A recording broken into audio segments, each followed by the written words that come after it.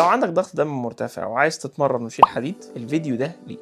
اكتر الناس وحتى الدكاتره بيقولوا لك ابعد عن الحديد عشان ضغطك ما يعلاش ويحصل لك كارثه، بس الحقيقه التمرين مش خطر ولا حاجه، ده هو العلاج الاساسي لشرايينك.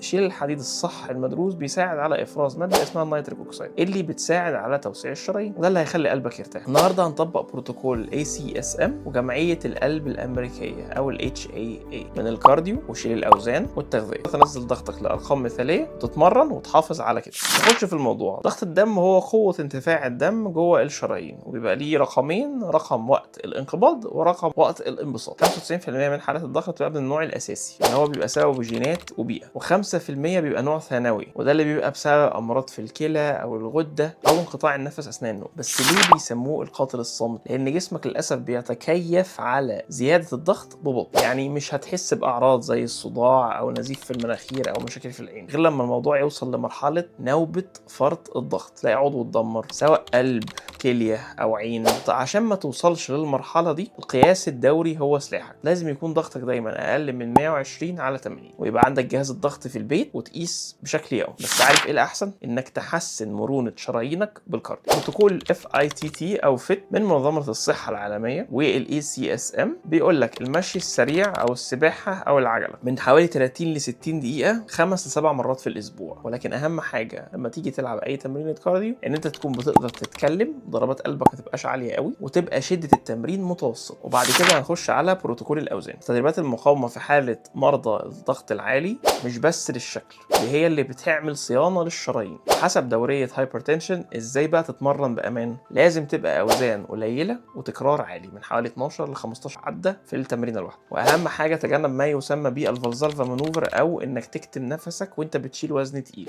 دي حركه قاتله وبترفع الضغط بشكل عالي في فتره قصيره. وللاسف مش هتقدر تلعب تمارين سترينث او اللي هي تمارين تشيل فيها اوزان تقيله بعدات قليله، اللي هي بصراحه المفضله بالنسبه لي في الجيم. والقاعده الذهبيه عشان تحافظ على نفسك وانت بتتمرن، الزفير بيبقى دايما عند بذل المجهود او لما بتعمل الاكشن بتاع التمرينه، وبعدين بتاخد النفس وانت بتنزل في النيجاتيف. والراحه بتكون من حوالي 90 ل 120 ثانيه. ليه الراحه بتبقى طويله كده مع اننا بنلعب عدات كتير؟ عشان تدي فرصه لقلبك ان الهارت ريت بتاعه يقل. دي بقى حاجه اسمها التمارين الايزومتريك او تمارين الثبات. دراسه BJSM اكدت ان تمارين الثبات زي البلانك او الوول سيت ليها مفعول جبار في انها تخفض ضغط الدم. وما ننساش في تمارين الثبات ان احنا نتنفس. وكل ده بنعمله ليه؟ لان العضلات لما بتقوى وتكبر في الحجم بتاعها تسحب الجلوكوز اللي في الدم وبتحسن حساسيه الانسولين. طب انا استفدت ايه من حاجه زي كده؟ من الحاجات اللي بتزود اللزوجه بتاعه الدم ان الواحد يبقى وزنه تقيل ويبقى عنده دهون كتير في الدم بتاعه. فانت لما بتبقى عندك كميه عضلات كبيره ده بيسحب الجلوكوز جوه الدم، بيقلل المقاومه اللي قلبك محتاجها علشان يضخ الدم. بس استنى،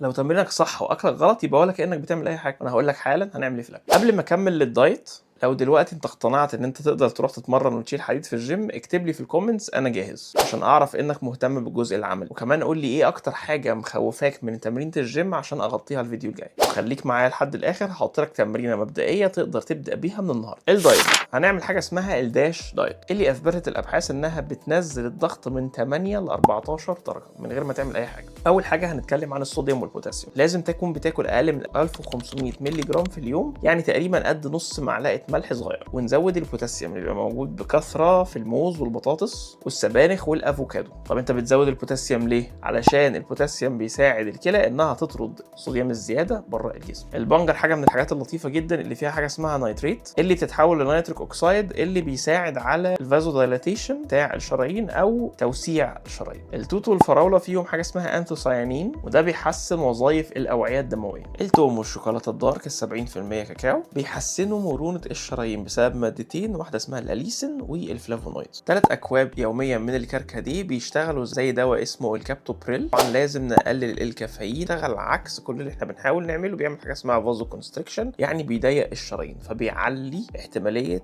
ان الضغط يرتفع. وخلي بالك كل كيلو بتخسره في وزنك بيقلل الضغط بتاعك ب1 ملم ميركوري. يعني المزوره وقياس وسطك اهم من اي حاجه. اقل من 102 سم للرجاله واقل من 82 سم للسيدات. كل اللي احنا قلنا عليه ده مش هيبقى ليه اي لازمه لو انت ما اتمرنتش، فانا هقول لك دلوقتي على التمرينه الصح اللي انت تقدر تعملها وتطبق كل اللي احنا قلناه. الجدول ده هيساعد ان ضغطك يقل على فتره طويله وتحافظ عليه يفضل قليل. اول حاجه ايام الجيم هنتمرن سبت 2 و4، يعني يوم جيم ويوم جيم راحه. هنلعب تمرينه فول بودي عشان نزود الحرق ونزود الانسولين سنسيتيفيتي او زياده حساسيه الانسولين. اول حاجه هتلعبها الجوبلت سكواتس، وبعديها هتلعب الشيست بريس، وبعد كده هنلعب لات بول داون او عقله لو تقدر تلعبها، وبعد كده هنلعب شولدر بريس، واخر حاجه خالص الوول سيت اللي احنا اتفقنا عليها مع بلانك، عشان دول من اكتر التمارين للضغط. طب وبالنسبه لعدد العدات هنعمل ايه؟ هنبدا في 3 مجموعات من 12 ل 15 عدد. مع الوقت واحده واحده هنبدا نزود العدد المجموعات، بعد شهر تبقى 4 مرات. وبالنسبه للوول سيت والبلانكس مطلوب منك انك تثبت لمده 3 مرات في اتليست 30 ثانيه لدقيقه. اهم حاجه برضو الشيست بريس يكون فلات، لان في الجدول رقم 2 اللي انا هقول لك عليه دلوقتي هيبقى فيها تمارين مختلفه هقول لك عليه بالتفصيل دلوقتي. هنخش دلوقتي على فول بادي بي عشان ما نزهقش. بدل ما نلعب جوبلت سواتس هنعمل حاجه اسمها سومو سكوات، والبنش بريس هنلعبه انكلاين بدل فلات، وبعد كده هنعمل اي نوعيه روز، يفضل تكون ماشين روز وانت قاعد مش وانت موطي راسك عشان ضغط الدم ما يعلاش. هنلعب شولدر سايد ديلتس او رفرفه جانبي، وهنلعب كتف خلفي، وهننهي في الاخر بالوول سيت والبلانكس 3 عدات من 30 ل 60 ثانيه. طب وبالنسبه للكارديو هنعمل فيه ايه؟ هنلعب الكارديو 4 مرات في الاسبوع، 3 مرات منهم في الايام بتاعت الجيم بتاعتنا عادي خالص. بعد التمرينه هتلعب تمرين الكارديو خفيفه زي مشي سريع او العجله. اهم حاجه يكون الانتنسيتي بتاعت التمرينه تكون متوسطه، يعني تقدر تتكلم وانت بتتمرن. واليوم الرابع هنلعبه لوحده، مش هيبقى يوم جيم، ممكن يبقى يوم الجمعه على سبيل المثال، وهنلعب فيه تمرين لمده ساعه، لكن في ايام الجيم هتبقى نص ساعه بس. الكارديو لوحده كده كده مش كفايه، والحديد ده مش خطر عليك، ده هو الامان لضغطك. عشان نلخص اللي احنا قلناه سريعا، كل اللي مطلوب منك عشان تحافظ على ضغطك كويس اندر كنترول لفتره طويله هتعمل الاتي. اول حاجه كارديو 5 ل 7 ايام، حديد 3 مرات في الاسبوع، وتكون اوزان خفيفه عدات كتيره من 12 ل 15. الدايت بتاع الداش زي ما احنا قلناه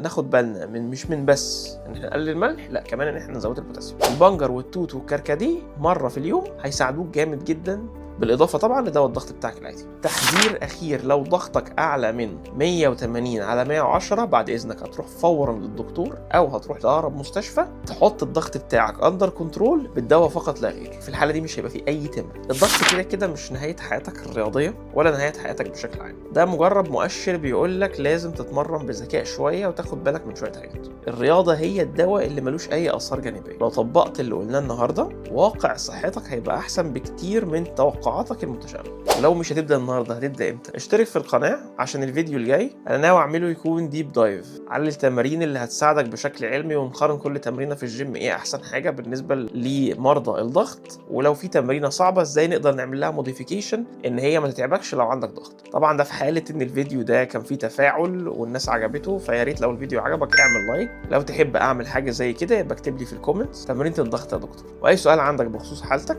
يا ريت تكتبه لي في الكومنتات وهرد عليك في اقرب وقت. انا ببص على كل الكومنتات وبرد عليك. اشوفكم الفيديو الجاي، السلام عليكم.